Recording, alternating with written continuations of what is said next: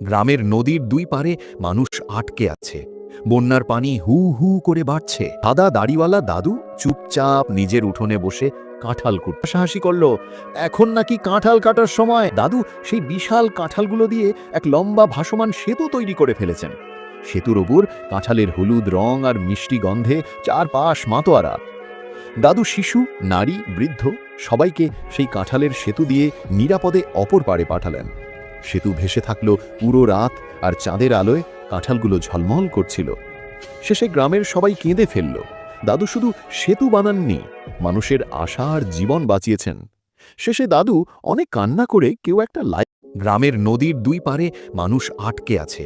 বন্যার পানি হু হু করে বাড়ছে। সাদা দাড়িওয়ালা দাদু চুপচাপ নিজের উঠোনে বসে কাঁঠাল কুটতে হাসাহাসি করল।